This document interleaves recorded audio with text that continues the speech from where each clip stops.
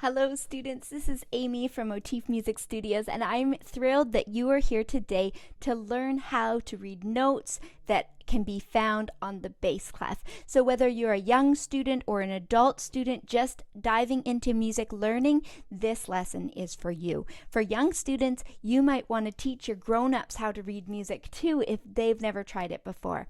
So let's get started. The first thing you'll want to learn is that this symbol here that has a little dot and then it goes around in an arch and then it has two dots, this is called the bass clef.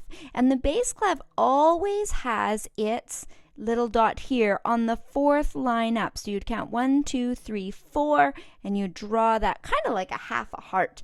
And it was always called the F clef because these two dots go around a note that we'll be learning later on that's called F. So that's the first thing we'll be learning. The next thing is just like with the treble staff that we talked about in another video, is there are line notes here and there are space notes. So the line notes, there are 5 lines that make up the bass staff and they go up like this and they're just the lines. The next thing is there are space notes. So being able to identify whether a line whether a note is a line or a space is great to get started. So if you want to pull out a book of music that you have close by, you can start spotting line notes and space notes as a first step. You can always pause this video to do one of these things where you are and help increase understanding.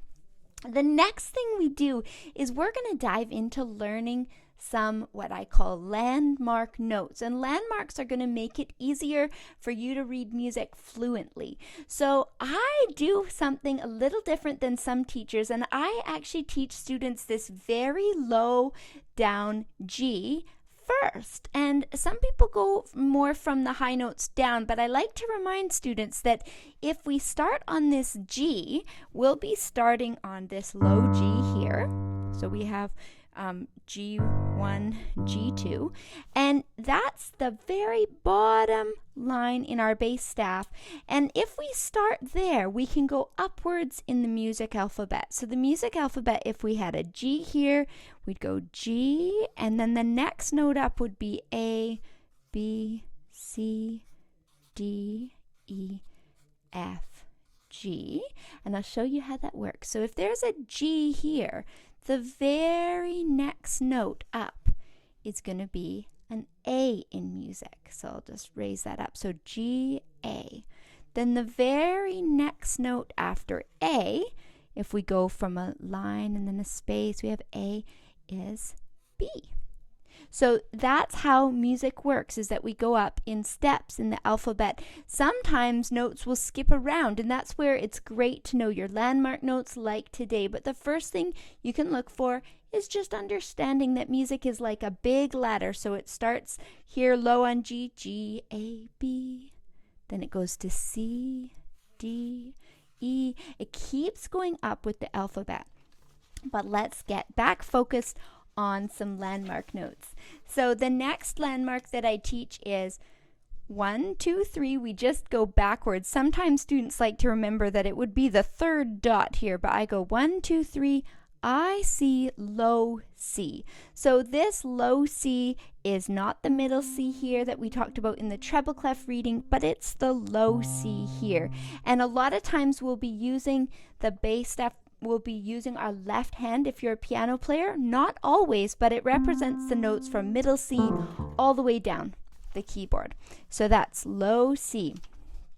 Our next note that you might find in your music already is this bass clef F. So this one is always found between the two dots, and then it's has the line going right through its belly, and it's called bass clef F. And it is the F that's right below the C. So if we went to F, G, A, B, C, it's a little way to check it. So bass clef F. The next note that we'll take a look at is the bass staff joins in the middle at middle C. So this note is middle C, and sometimes the left hand can play it, sometimes the right hand can play it. So if you see a note written on a little ladder rung called a ledger line above the bass staff, that's going to be middle C. So I hope that is helpful today as you start to learn music. That was a fast lesson, so if you need to pause and look at the landmarks and find them in your music, that is a great start to a review of how to read music on the bass staff. If you haven't watched my lesson on the treble staff, I'd love you to click that video or go find the treble staff video to get started with learning music in both staffs. We'll see you next time.